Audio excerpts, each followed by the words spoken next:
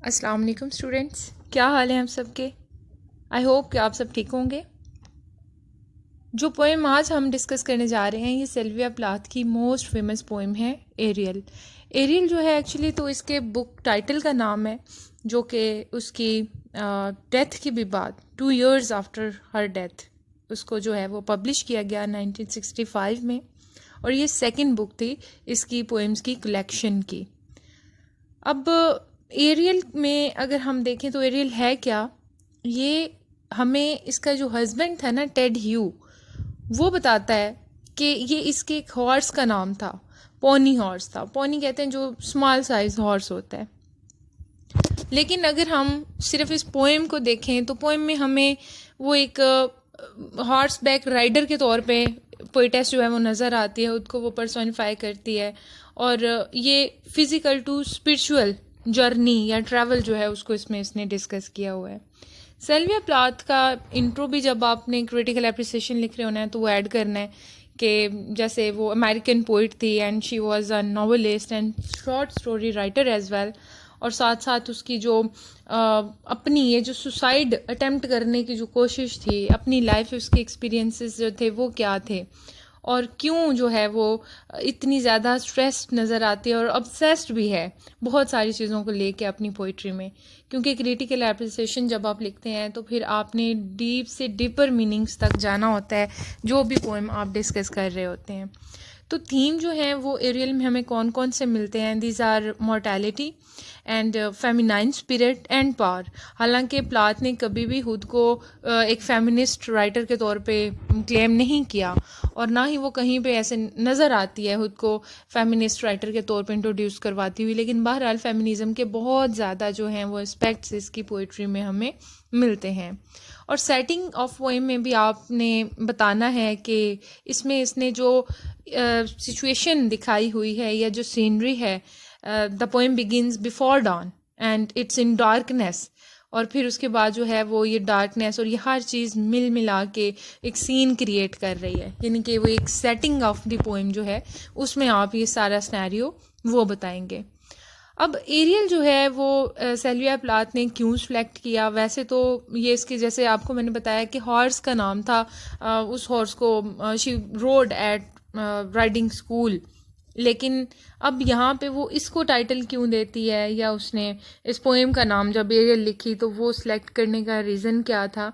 क्योंकि जो राइटर्स होते हैं वो अपनी जो भी पोएम लिख रहे होते हैं ना, या कोई भी उनकी नरेशन होती है, वो सिर्फ सुपरफिशियल मीनिंग्स में हमने उसको नहीं लेना होता।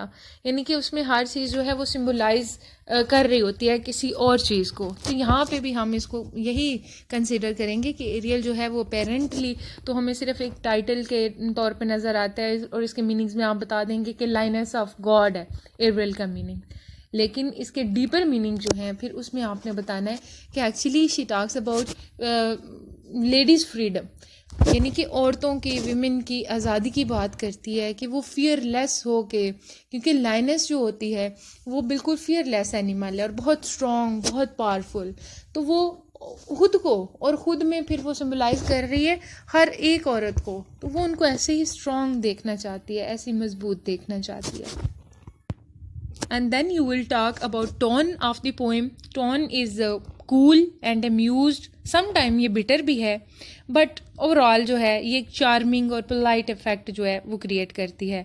और हाँ, ये जो पूरी collection है ना एरियल में, इसको कन्वेंशनल पोइट्री कहा गया है। कन्वेंशनल जो है वो ऐसी किस्म होती है शायरी की जिसमें कि जो राइटर्स होते हैं वो अपनी ही लाइफ में की गई जो भी कुछ मिस्टेक्स हैं या कोई भी चीज़ वो उसको कन्फेस करते हैं, उसका इतराफ़ करते हैं।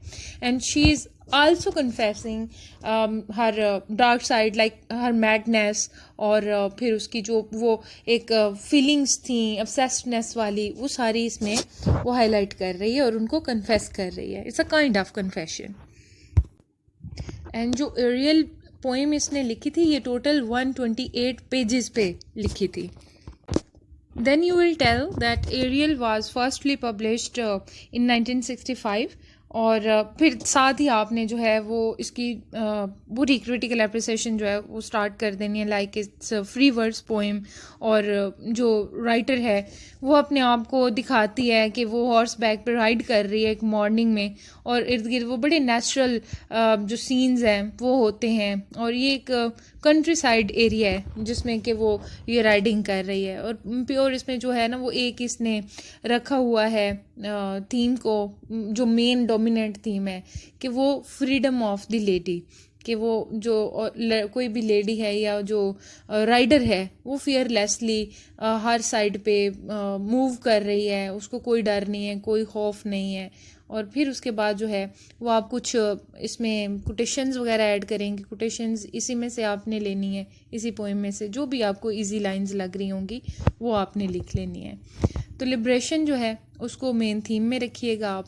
एंड अगेन जो है वो इसमें आप थोड़ा बहुत इसकी जो लाइफ हिस्ट्री है या जो इसकी बायोग्राफी है उसको भी ऐड कर सकते हैं, किस तरह से जो है वो उसकी सेपरेशन हुई टेड ह्यू से, और उससे पहले जो उसकी ग्रोइंग मैडनेस थी, और एट द एंड उसे वो उस मोड पे ले आई कि she successfully attempted third time suicide, और आखिरकार जो है वो फिर जब उसकी डेथ हो जाती है तो फिर सारा कुछ वो जो मैडनेस हर चीज़ है वो तो वैसे ही ख़त्म हो गई, लेकिन उसकी पोइट्री में जो उसने पोएम्स लिखी हुई हैं, जो उसमें उसने वर्क किया हुआ है, और उसकी साथ ही साथ जो एफ़र्ट्स थी इसमें, जैसे निग्रोज़ की भी उसने बात की और लिबर्टी की बात, और ये सारा कुछ, तो वो बहरहाल मास्टरपीस हैं अपने आप के अंदर। एंड इसके बाद नेक्स्ट लेक्चर में इंशाल्लाह हम जो है वो इसकी critical appreciation word to word read करेंगे। तब तक जो है वो आपने इसकी बायोग्राफी वो रीड कर लेनी है, और साथ ही साथ जो इसके और पीस ऑफ वर्क हैं वो स्टडी कर लेने हैं।